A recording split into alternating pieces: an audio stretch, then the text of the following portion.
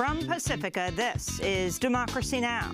Bear in mind that Mike Flynn has many contacts to Russia and, in fact, was paid $40,000, which he accepted from the Russian government. I wasn't paid a penny, and I declined sponsorship for my transportation, my room, and my board. So, you know, I went there absolutely without any conflicts of interest or encumbrances. You know, but it's like nothing happened at that dinner. The Senate has just asked Dr. Jill Stein, the 2016 Green Party presidential candidate, for documents as part of its probe of Russian interference in the 2016 election. Among the actions that reportedly drew their attention was Stein's attendance at a 2015 dinner in Moscow, sponsored by Russian state-run TV network RT, where she sat at the table of Russian President Vladimir Putin. Also there, another American, General Michael Flynn. We'll get response from Stein, who says she's the focus of a new McCarthyism. Then the rape of Recy Taylor. I was begging them to leave me alone. Don't shoot me. I got to go home to see about my baby. They wouldn't let me go. I can't help but tell the truth of what they done to me. We look at what happened in 1944 when a 24-year-old black mother and sharecropper was gang raped by 6 white teens in Alabama. She refused to be silenced. She spoke up with the help of the NAACP's chief rape investigator, none other than Rosa Parks, who rallied support for Taylor, triggering a movement to seek justice 11 years before the Montgomery bus boycott. We'll speak with the film's director, Nancy Bursky, and with Yale historian Crystal Feimster, author of Southern Horrors, Women and the Politics of Rape and Lynching. All that and more coming up. Welcome to Democracy Now!, democracynow.org, The War and Peace Report. I'm Amy Goodman. Congress is on the cusp of approving a massive rewrite of the U.S. tax code that'll overwhelmingly benefit corporations and the wealthiest Americans while ending a central pillar of President Obama's signature health care law. Just past midnight, the Senate voted 51 to 48 along party lines on a final version of the tax bill as protests erupted in the gallery with chants of "Kill the bill, don't kill us," briefly interrupting proceedings. The Senate vote came despite overwhelming public opposition to the measure. An NBC News Wall Street Journal poll found fewer than 1/4 of Americans think the tax plan is a good idea, while 2/3 of those surveyed said it's designed mostly to help corporations and the wealthy. This is Republican Senate Majority Leader Mitch McConnell.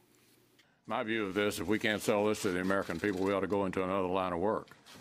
I think this is an important accomplishment for the country that people will value and appreciate, but obviously it requires us continuing this discussion with the American people. All 48 members of the Senate's Democratic caucus voted against the bill.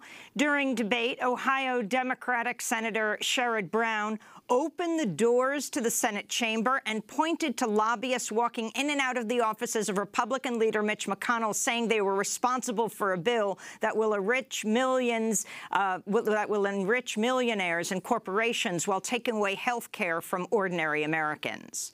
I want my colleagues to think about this picture, that this stream of lobbyists in and out of Senator McConnell's office, this stream of lobbyists from America's largest, richest corporations, the drug companies, the tobacco companies, the insurance companies, the companies that tend to run this government. I want you to think of that. I want you to think of, are you on the side of the workers who are doing the heavy work, who can't work till they're 70? Are you on the side of CEOs and politicians who do the bidding of these CEOs?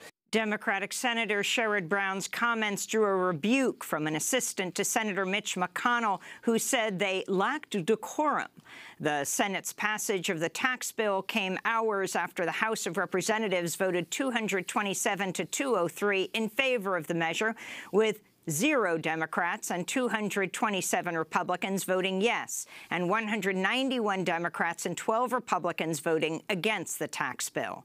However, parliamentary procedures will require the House to vote again today after small technical changes were made to the legislation. This is Georgia Democratic Congress member, the civil rights leader, John Lewis.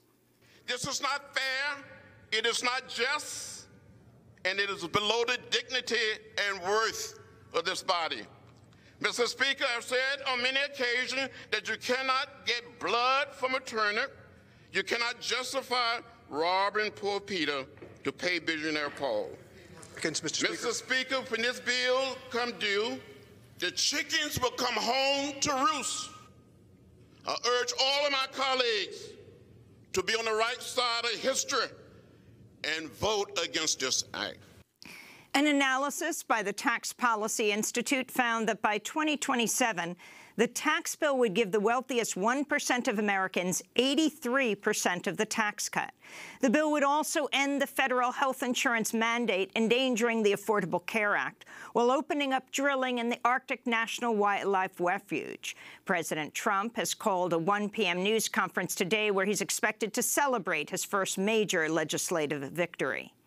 In Yemen, the U.S.-backed Saudi-led coalition said Tuesday it had shot down a missile fired by rebels and aimed at the heart of the Saudi kingdom.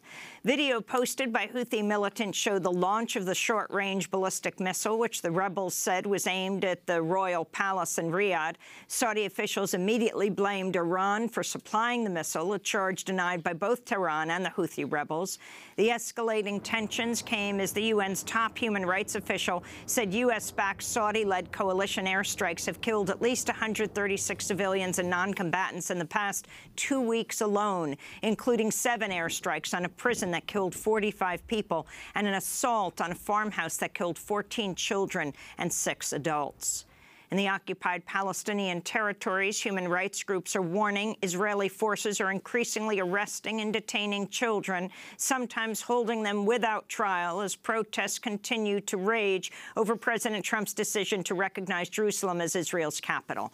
On Tuesday, Israeli soldiers and border police raided the home of prominent 16-year-old Palestinian activist Nariman Tamimi, a day after video showing her confronting Israeli soldiers went viral.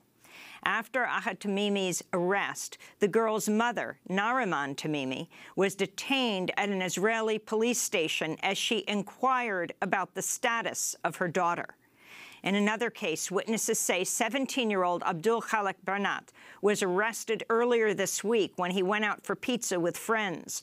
Bernat's father is Iyad Bernat, a leader of a nonviolent Palestinian resistance group whose work was highlighted in the Oscar-nominated documentary 5 Broken Cameras. The arrest came as the UN's top human rights official condemned the killing of 29-year-old Palestinian Ibrahim Abu Thuraya, who was shot in the head by an Israeli sniper last Friday during a protest in the Gaza Strip. Abu Thuraya was a double amputee who lost both legs and a kidney in 2008 during an Israeli airstrike and used a wheelchair.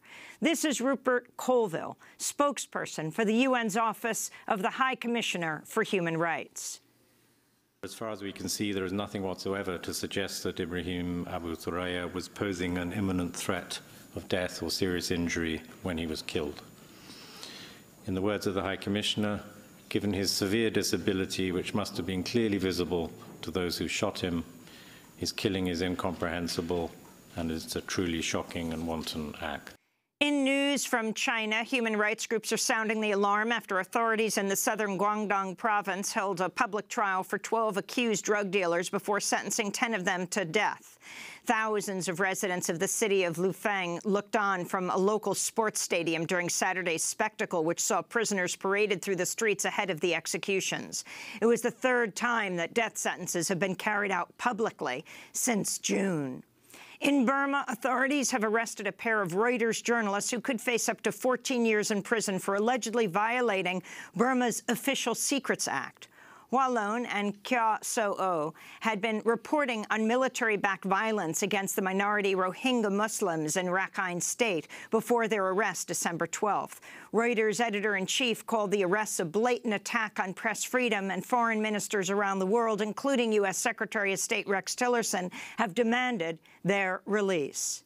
In Argentina, lawmakers narrowly approved sweeping changes to the country's pension system, voting 128 to 116 Tuesday as massive protests raged outside and unions called a 24-hour general strike. Under the new law, the formula used to calculate pension benefits will be tied to the inflation rate, a change economists say will result in smaller monthly stipends for retirees. The bill also raises the age of retirement to 70 for men, 63 for women. Ahead of the bill's passage, thousands of protesters flooded the streets of Buenos Aires, banging pots and pans as they surrounded the Capitol building. Police responded by firing rubber-coated steel bullets and volleys of tear gas at the crowds, injuring dozens and arresting some 60 demonstrators. They're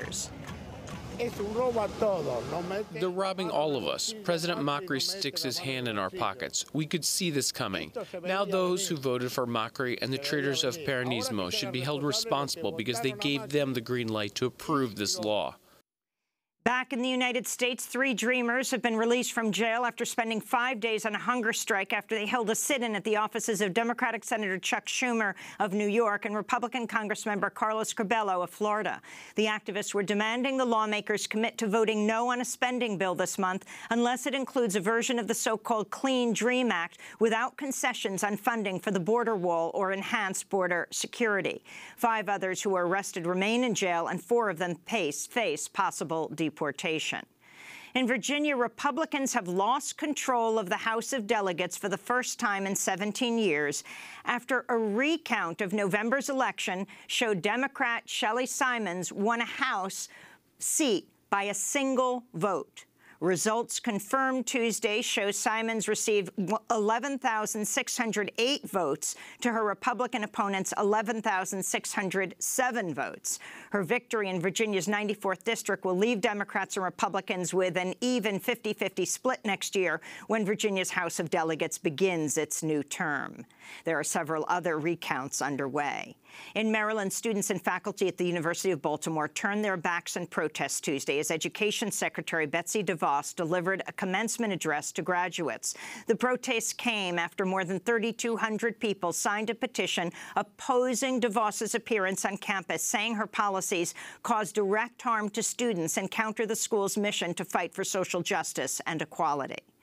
At least 4 senators are calling on Minnesota Democrat Al Franken to reconsider his decision to resign the Senate after Franken announced earlier this month he'd resign in the coming weeks. Franken's decision followed allegations from at least 7 women who say Franken groped them or forcibly tried to kiss them without their consent.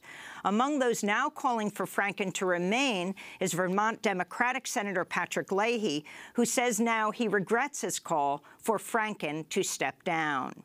In Ohio, state lawmakers are demanding accountability for prison guards who were filmed repeatedly using taser weapons to electrocute at least 80 prisoners at Ohio's Franklin County Jail.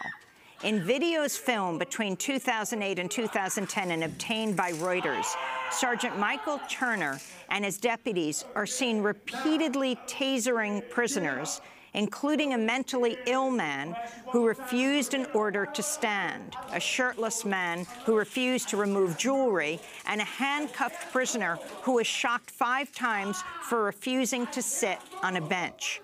A warning to listeners and viewers, the footage is disturbing.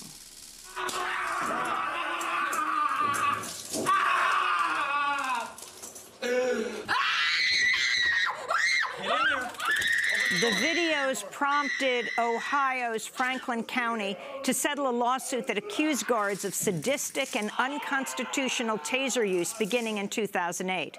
But Reuters reports neither Turner nor any deputies were disciplined over the incidents, and that Turner has since been promoted to the rank of major and is now commander of the larger of the jail's 2 main facilities. Among those demanding accountability is Ohio Democratic State Senator Charletta Tavares. Well, I think any time a stun gun is used inappropriate, particularly in the video where it looks as though it is just used over and over, and it's more like a prod that people would use on animals. That is criminal, in my opinion. And in a major victory for environmentalists fighting climate change, New York Governor Andrew Cuomo said Tuesday he'll work with the state comptroller to divest New York's massive public pension fund from fossil fuel companies. The so-called decarbonization roadmap seeks to phase out investments in companies that trade in coal, oil, and gas while investing in green technologies like solar and wind. New York's Common Fund manages over $200 billion in retirement savings for more than 1 million New Yorkers. It currently holds shares of more than 50 oil and gas companies with over $1 billion invested in ExxonMobil alone. And those are some of the headlines. This is Democracy Now!, democracynow.org, The War and Peace Report. I'm Amy Goodman. And I'm Juan Gonzalez. Welcome to all of our listeners and viewers around the country and around the world. We begin today's show with the expansion of the Senate intelligence investigation into the Trump campaign's suspected Russia ties to include another 2016 presidential candidate, the Green Party's Jill Stein. The Senate Intelligence Committee has asked Stein for documents as part of its probe of Russian interference in the 2016 election. Committee Chairman, Republican Richard Burr of North Carolina, said Monday they are looking for potential, quote, collusion with the Russians. Among the actions that reportedly drew the attention of the Senate intelligence investigators is Dr. Stein's attendance at a 2015 dinner in Moscow that was sponsored by Russian state-run television network RT, celebrating its 10th anniversary. A photo that was later widely shared shows Stein sitting at a table across from Russian President Vladimir Putin. Seated next to Putin is another American, General Michael Flynn, who went on to become President Trump's national security advisor and has since entered into a plea agreement with Special Counsel Robert Mueller's investigation of Russian election interference, pleading guilty to a single felony count of lying to the FBI about his conversations with Russia's U.S. ambassador. Well, to respond to these new developments, Dr. Jill Stein joins us now from Boston. Jill Stein, welcome back to Democracy Now! Can you tell us exactly what the Senate Intelligence Committee is demanding of you and your 2016 presidential campaign? Great to be with you this morning, Amy and Juan. The Senate Intelligence Committee contacted us and basically sent a letter requesting documents that we might have that would shed light on potential Russian interference in the election. And they were very clear in their letter that they were not targeting us, they were not blaming us, there was no suspicion of collusion. And this was also clarified in their dialogue with our legal team. And then suddenly when it hit the press 2 days ago, suddenly the Senate Intelligence Committee changed its story, and now suddenly we were being investigated for collusion. So this has been kind of a surprise. We are cooperating with the study. With the investigation, our campaign takes very seriously the issue of interference in our elections. That's why we ourselves launched an inquiry into potential interference in the actual vote, in the voting machines and the software. A so-called recount campaign, but it's more than recounting. It's essentially an effort to examine the actual technology of the vote and to answer the question for once and for all whether or not our votes were tampered with. And unbeknownst to the public, the voting machines and the software has never undergone a forensic examination. So when they use the term "there's no evidence of interference," they actually mean, in fact, there's no physical evidence. It has never been examined, at least to the knowledge of our computer expert advisors who've also been testifying before Congress. So just to make the point that we take very seriously the issue of interference, and in fact would not restrict interference to simply the question of interference by one particular foreign government. We think any interference, foreign, domestic, by governments, by gangster networks, by corporations that control voting software, none of that is acceptable. Likewise, interference with the right to vote with the passage of voter ID laws, with corporate media that only covers certain candidates and not others when the public is clamoring for more information. And to my mind, all of that is interference, which is not good. Nonetheless, we support this limited inquiry into interference, targeting in particular Russian interference. And transparency is very important. So we have agreed from the beginning to cooperate with the legitimate and important aims of the committee and its mission. On the other hand, I think we're in a perilous moment for democracy, and it's very important that this inquiry not be a launching pad for political intimidation and for the effort to silence political opposition. That's a very dangerous proposition. And so, Jill Stein, have you already begun handing over documents, or are you seeking clarification of the difference between the public statements versus what the letter to you from the Intelligence Committee said? So, from what I understand, our legal team is discussing with the committee exactly what the focus of the search will be. So we're in the process of determining that and hope to be able to begin doing that search and turning over documents within the next couple of weeks, certainly as fast as we possibly can. Prize-winning journalist Glenn Greenwald tweeted Tuesday, "Click on Jill Stein, that's trending, and you'll see countless leading Dems with large platforms strongly implying, if not outright stating, that she's a Kremlin agent, all because of a congressional inquiry. They couldn't better replicate McCarthyism if they tried." Glenn Greenwald made a similar point last August on Democracy Now!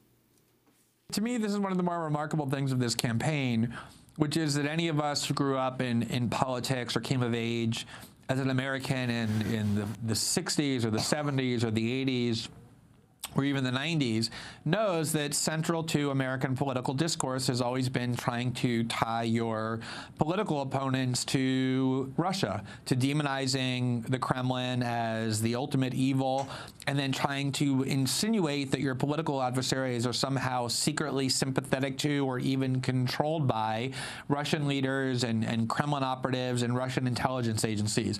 And this was not just the McCarthyism, which was sort of the peak of it, but even long after. This was typically a Republican tactic used against Democrats. So if Democrats advocated greater détente with the Russians, arms deals or other negotiations with Russia to decrease tensions or decrease conflict, Republicans would immediately accuse those liberals and Democrats of advocating that, of being either having allegiance to the Kremlin or being useful idiots or stooges of Russian leaders. That was Glenn Greenwald speaking to Democracy Now! In August. But on Tuesday, Think Progress ran a story headline, quote, "The pro-Kremlin talking points of Jill Stein." Trump wasn't the only one promoting pro-Kremlin talking points last year. In it, Casey Michael writes, quote, "Stein's willingness to praise Russian propaganda outlets and push Kremlin talking points didn't end in Moscow. Indeed, she challenged and arguably surpassed Trump in crafting the most Moscow-friendly campaign of 2016. And it also claims, quote, "You seemed more than willing to spout Kremlin talking points at every turn and all, it appears, for free." Your response to the Think Progress statements? Well, you know, this is the Podesta organization speaking through Think Progress. They're basically the mouthpiece for the Podesta organization, which is very closely tied to the Democratic Party. John Podesta, Hillary Clinton's campaign manager, funded by Saudi Arabia and large nefarious corporate interests. So, you know, this is the kind of shameful journalistic standards that we've come to expect from the what shall we say, you know, those who have a political axe to grind here and who've really been conducting a smear campaign against our campaign for the long haul here. And this, you know, this Russia smear essentially emerged after the DNC emails, the Democratic Party emails, were exposed, showing the collusion on the part of the Democratic Party to sabotage Bernie Sanders, how that primary was rigged, which then, you know, attorneys for the Democratic Party testified in court that they had a right to essentially rig the election and determine the outcome as they pleased, and that the appearance of a democratic process was, you know, essentially a sham and a cover-up. So, you know, of course they were very alarmed by those emails, and that's when the smear campaign began in earnest. You know, and it's not only Think Progress. The New York Times ran an article yesterday that began with a Democratic Party spokesperson essentially establishing the framework for the investigation, which is that Democrats are furious at my campaign for what they think was our audacity to vote on behalf of our agendas against war, against offshoring of our jobs, against the attack on the climate, whether by fracking or by coal. They had, you know, they basically said that this was outrageous. Democrats are furious at me. Whence this, you know, whence this investigation? And I think it speaks volumes about where this is coming from. Not to say that this is only Democrats. The chair of the committee is run largely by Republicans. And as Glenn Greenwald himself pointed out, there's a bipartisan benefit here to smearing, intimidating, and silencing third parties. In addition, while for the Democrats, this validates their framing of Russia as sort of the prime mover and the major issue in our politics today. For the Republicans, it enables them to say that the committee focused on someone else besides Trump. So there are all kinds of ulterior political motives here, which are, you know, are not a service to our democracy. Our democracy is threatened by interference in our elections. Our democracy is also threatened by this climate in which our First Amendment rights, our rights to political independence, to free political speech, the right to protest with the J20 trials that you have covered, which are so outrageous in an effort to intimidate and frighten people out of our right to protest, with people who just happen to be standing on a street corner at the J20 inauguration protests. You were in the wrong place at the wrong time. You got kettled and charged with a felony riot and threatened with up to 50 years or more in jail for just being on a street corner and essentially without evidence. So there is a real assault going on right now. Not only the danger of fascism that we see out in the streets of Charlottesville and so on, and you know, many other cities. We have to break. We have to break, but I want to, when we come back, we want to ask you about the dinner that you attended. We have actually spoken to you about this on Democracy Now! Back in 2015 in Moscow. And then what does it mean? You haven't been subpoenaed, but if you are, what does this mean? What kind of resources do you have to put into dealing with this? Dr. Jill Stein, 2016 presidential nominee for the Green Party, is now being asked to hand over documents by the Senate Intelligence Committee. Stay with us.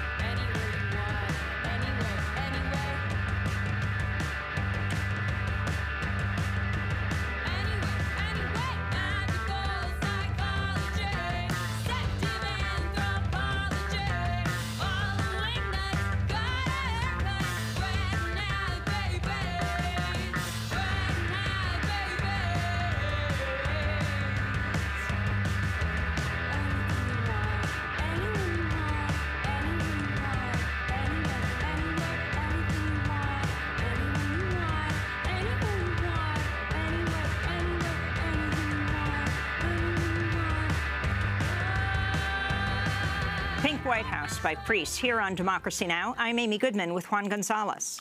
Well, the Senate Intelligence Committee has asked 2016 Green Party presidential candidate Jill Stein for documents as part of its probe of Russian interference in the 2016 election. Committee Chairman Republican Richard Burr of North Carolina said Monday they're looking for potential, quote, collusion with the Russians. Among the actions that reportedly drew the attention of investigators was Stein's attendance at a 2015 dinner in Moscow that was sponsored by Russian state television network RT, celebrating its 10th anniversary. A photo that was later widely shared shows Stein sitting at the table of Russian President Vladimir Putin. Seated next to Putin across the table is another American, General Michael Flynn, who went on to become President Trump's national security advisor, has since entered into a plea agreement with special counsel Robert Mueller's investigation of Russian election interference, and just recently pled guilty to a single felony count of lying to the FBI about his conversations with Russia's U.S. ambassador. So, Jill Stein, talk about why you were in Moscow and at the table of President Putin, and you feel you should have to explain why you were at this table. So let me just say I've explained 1,000 times why I was at the table. And we have been completely transparent all along here. We raised money in order to get there because we were not going to accept money from a foreign government, even in the form of, sponsoring our transportation or our hotel fees or food and so on. So we entirely self-paid. We raised the money to get there. We were very public in our emails to our supporters, in our website, in press releases about the fact that we were going, about the fact that I hoped to meet with Russian officials when I was there in order to address our agenda, essentially for peace and climate security and nuclear weapons abolition, which are critical issues that needed to be raised in our campaign here and need to be raised as matters of foreign policy.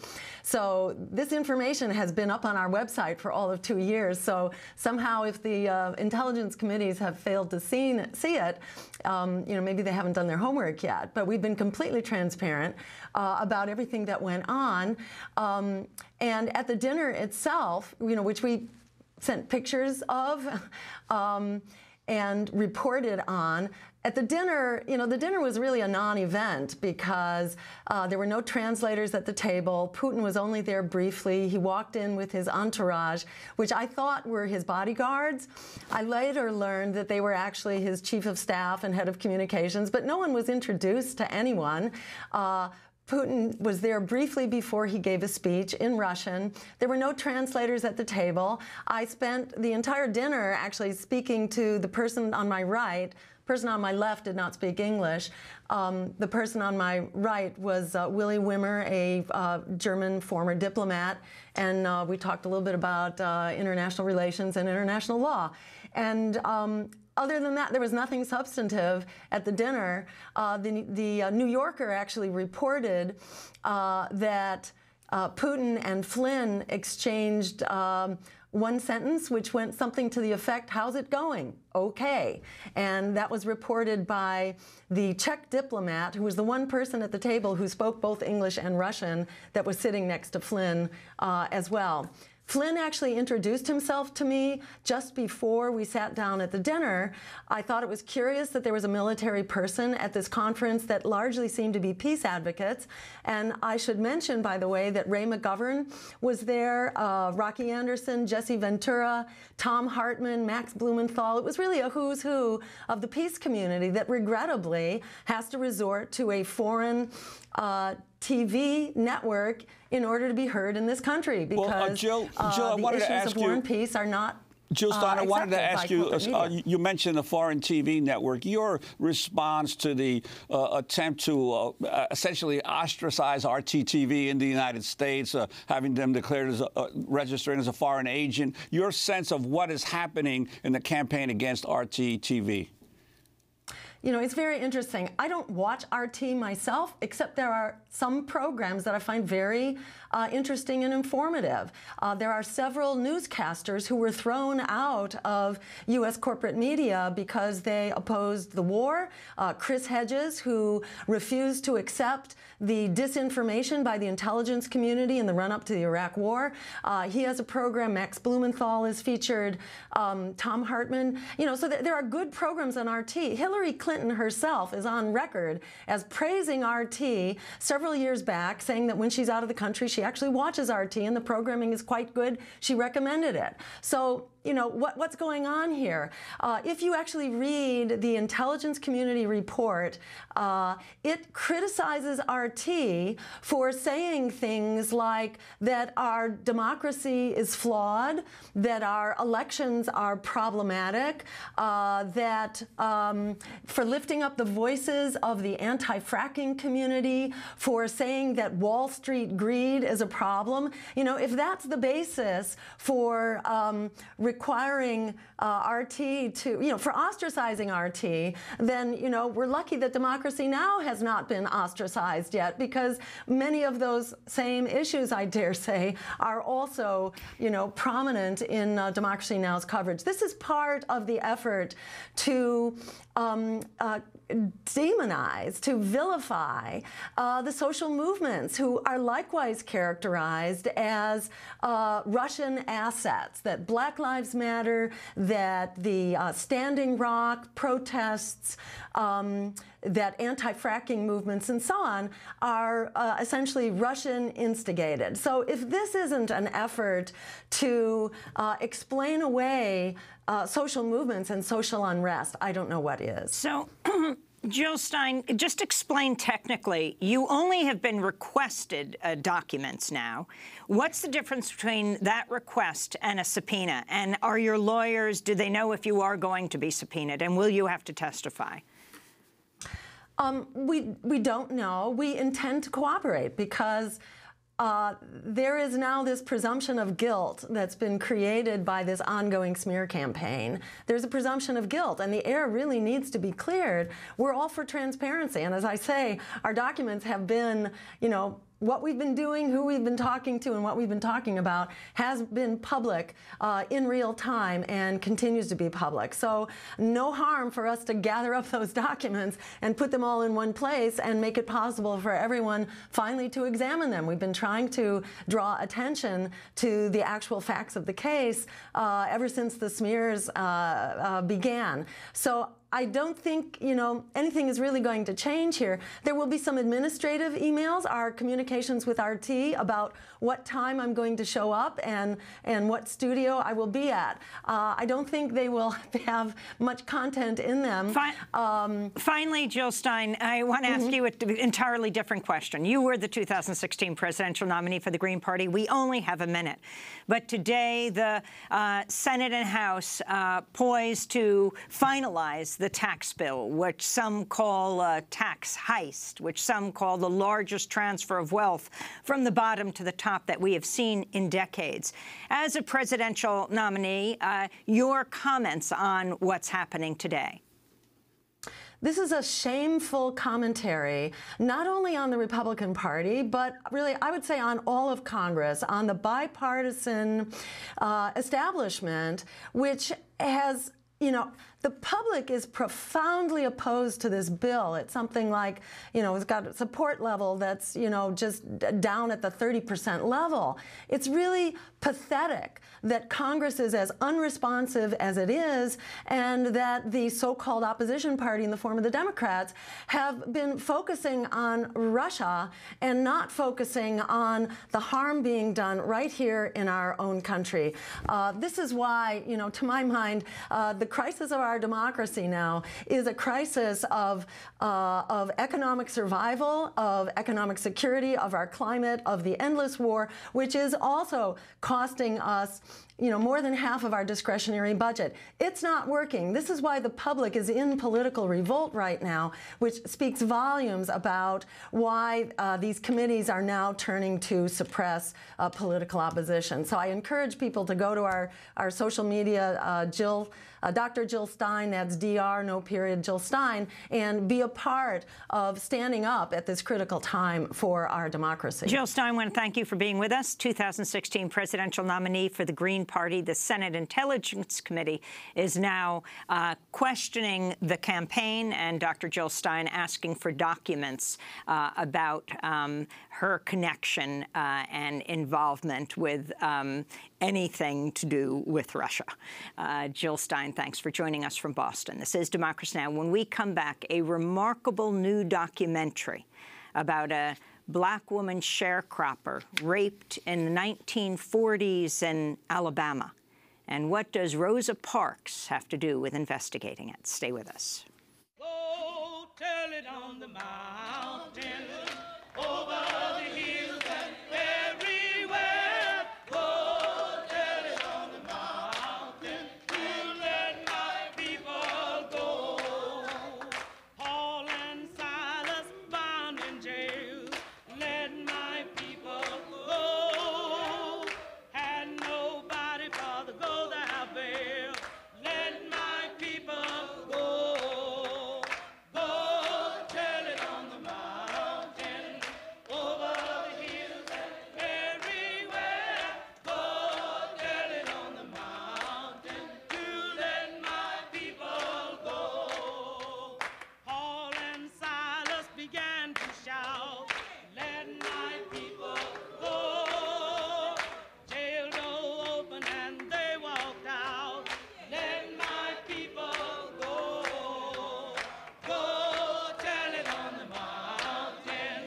Go Tell It on the Mountain, sung by Fannie Lou Hamer, here on Democracy Now!, democracynow.org, The War and Peace Report. I'm Amy Goodman with Juan Gonzalez.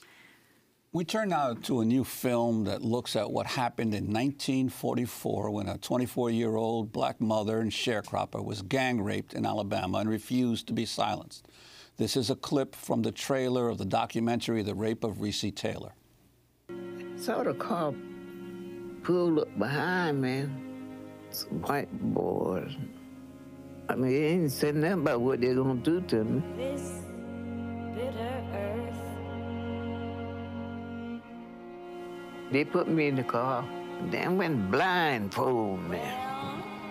What the fruit it bears. I was begging them to leave me alone. Don't shoot me. I got to go home to see about my baby. They wouldn't let me go. I can't help but tell the truth. What they done to me. That was Recy Taylor herself describing what happened the night 6 white boys abducted and brutally raped her as she walked home from a church service in Abbeville, Alabama. After the men raped Taylor, they left her on the side of a deserted road where she was found by her father. This is another clip from the film, The Rape of Recy Taylor. This starts with her brother, Robert Corbett, followed by her sister, Alma Daniels. They explain what happened to Recy Taylor the night she was raped. What they did to her. And you know, my sister didn't have any more kids after that. And never got pregnant after that. And they didn't only just have sex with her after they got through mutilating her. They played in her body. I don't know if she was feeling pain or what. That was after they kept her about 4 or 5 hours down in the woods.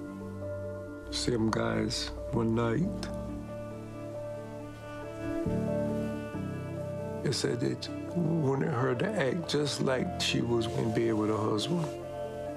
The boys had warned Taylor repeatedly that they would kill her if she spoke out. But despite the threats, Recy Taylor identified her rapists, though few women spoke up in fear for their lives. In fact, the rape of black women by white men was so common in Jim Crow South that the NAACP had a chief rape investigator. That person was none other than Rosa Parks. When Rosa Parks went to interview Recy Taylor, we're talking 11 years before the Montgomery bus boycott, The local sheriff kept driving by the house and eventually burst in, threatening Rosa Parks with arrest if she didn't leave town. Parks left and then launched the Alabama Committee for Equal Justice for Mrs. Recy Taylor, triggering a movement to seek justice. Again, 11 years before Rosa Parks became that civil rights hero for refusing to give up her bus seat to a white man, launching the Montgomery bus boycott. For more, we're joined by Nancy Bursky, the producer and director of The Rape of Recy Taylor. And we're joined by Professor Crystal Feimster. She's an associate professor of African-American studies at Yale University, interviewed in the film, and author of the book Southern Horrors, Women in the Politics of Rape and Lynching. We welcome you both to Democracy Now! Nancy Bursky, let's begin with you. Why you took on this film, what an amazing moment for it to be shown in the midst of the Me Too movement. And again, amplify the story of Recy Taylor and what ultimately happened to her. You know, Recy Taylor is amazingly courageous for speaking up. As you mentioned, very few women did that. They were afraid for their lives. Their families would be threatened, and their friends' livelihoods would be threatened. So what she did was extraordinary. And you know, we made this film before this Me Too movement. We had no idea that this would all erupt. But now, as I look back on it, I realize that Recy Taylor's story is the first link in a long chain, and not even the first link. It really goes back to slavery. But it is a very pivotal link in a chain that goes right through the civil rights movement, right up through Black Power, and obviously is resolved today. And Recy Taylor, what happened? What were the investigations? You have Rosa Parks, this amazing story of Rosa Parks going to Abbeville. This is what motivated Rosa Parks, what propelled her. You know, they had a grand jury investigation soon after the rape. I think that took place in October. The rape took place in September. She did not get any justice. You know, she identified her rapist, but to no one's surprise, these guys were not indicted. And that's when Rosa Parks steps in and says, we have to put more pressure on the governor. We have to get some kind of justice. So she comes to Abbeville. She interviews Recy Taylor.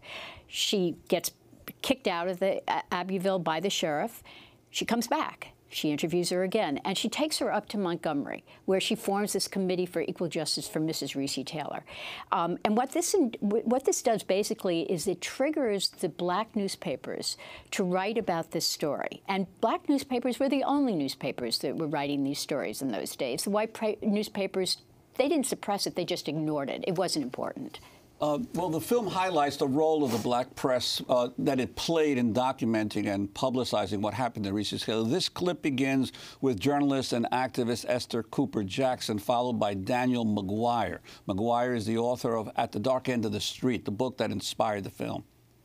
The only place we really were able to publish articles about Recy and others was through the Chicago Defender, the Pittsburgh Courier, the Amsterdam News, the Baltimore, etc., through the Black press.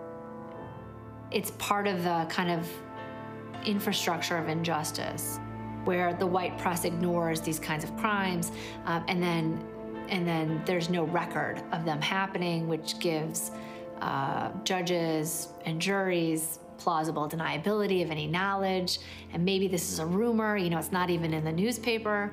And that's why it's so important that the Black press publishes these stories. That was historian Daniel McGuire. We're also joined by Crystal Feimster, who Associate Professor of African American Studies at Yale University, author of Southern Horrors, Women in the Politics of Rape and Lynching. Professor Feimster, could you talk about the role of the African American press, papers like the Chicago Defender, the Pittsburgh Courier, the Baltimore Afro-American, that were really exposing a lot of what was happening in the Jim Crow South because they were in the North and were able to do that? Right. The African-American press, of course, played a huge role in exposing white violence, particularly against African-American women and men throughout the Jim Crow South.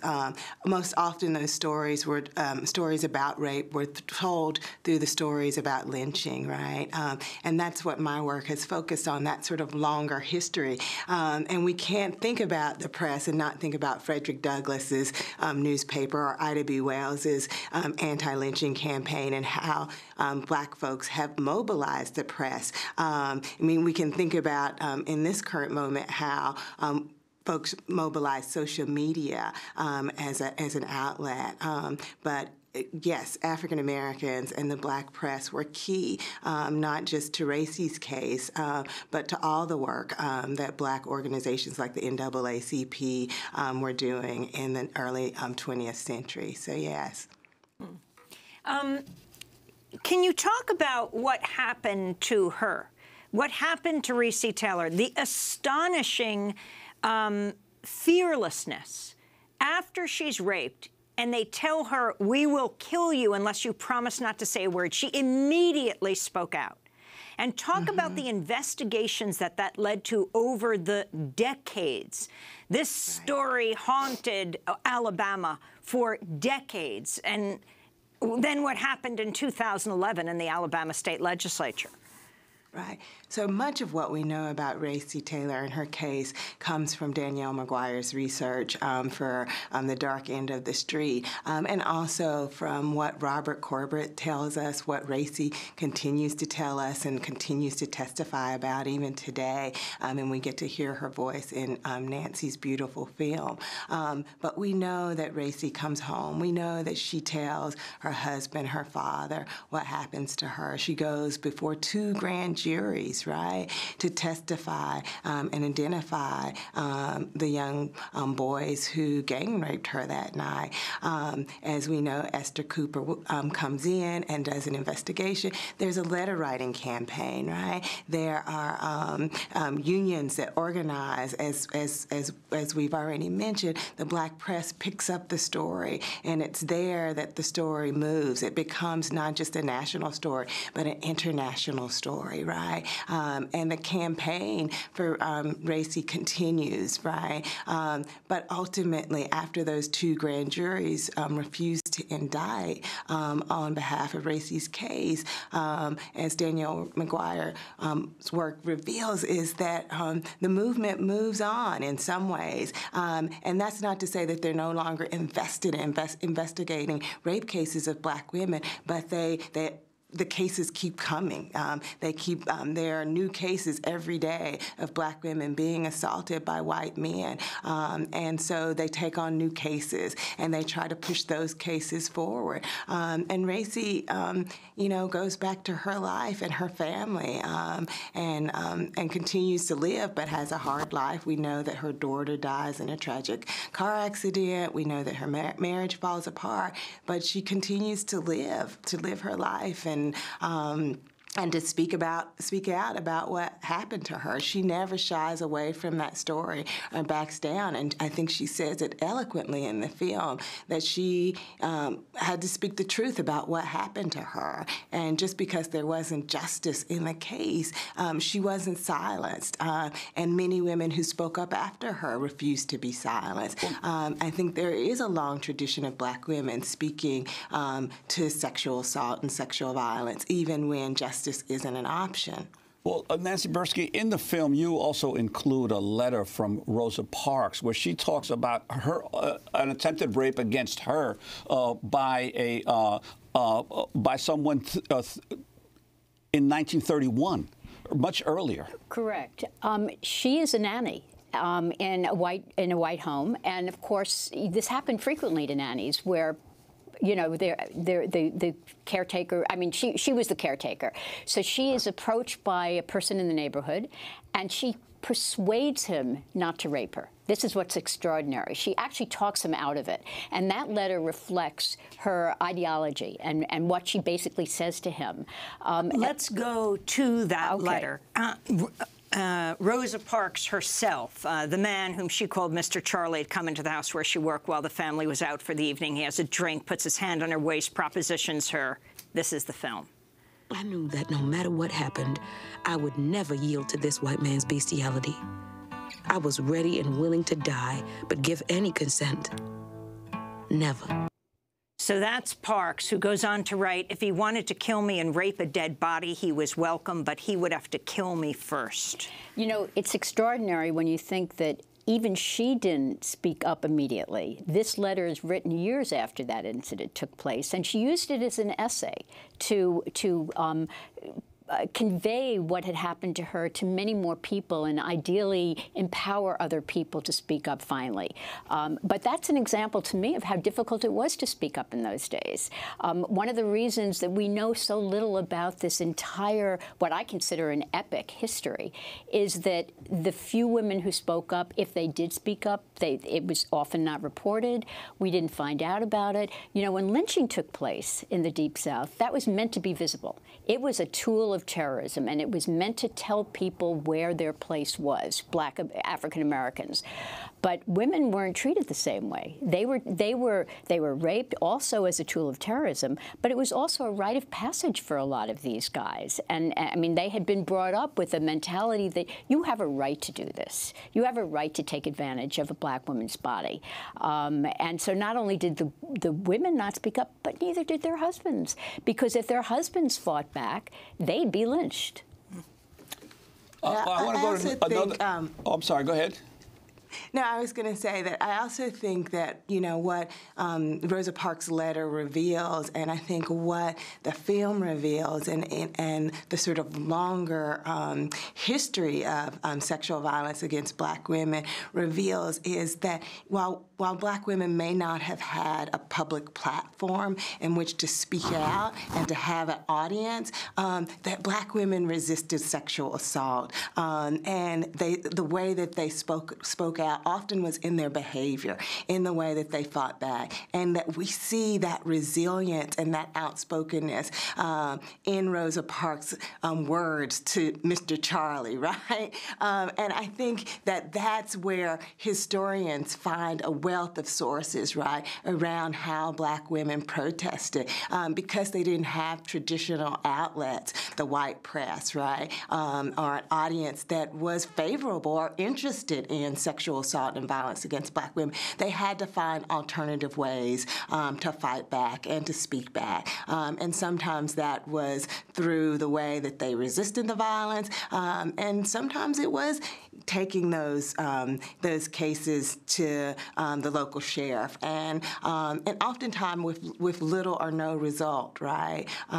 So I think there may be a way to kind of think about the sort of spectrum in which, in ways that women do speak out, even though it doesn't sort of fit how we think women should be speaking out in kind of this Me Too moment, because I think we all know that these things happen, right? And that there is a silence, but there is a way that that silence often speaks volume. So I think it's important, and I think that both Danielle and Nancy's work kind of reveals the kind of diverse ways in which women speak out and protest. And Nancy, what kind of pushback did you get when you went to the Alabama town where this all occurred to try to interview people about it, who were who were still alive? We tried to interview many more people who end up in the, than who you see in the film. There were white businessmen that we wanted to speak with, and they shut us out, basically. You see in the film a few relatives of the rapists who speak to us, and frankly, I was surprised they did. I think that on some level they're in some kind of denial, because they use euphemisms to talk about what their brothers had done. So I'm not sure they quite, either they don't accept what they did, or they don't know how to talk about it. But in terms of the African Americans, they were more than happy to speak, and I just want to draw attention to the incredible courage of Robert Corbett, the brother of Recy Taylor, who has made it his mission to expose this story even today. And what happened in the Alabama legislature in 2011? They issue an apology. And that's it. That's it. And you know, the Corbett family, Corbett and Taylors, they believe that's a little too late, but they will accept it. I mean, there's a tremendous amount of dignity in that family, and they will continue speaking of this. They will continue sending this message that this kind of thing should not happen.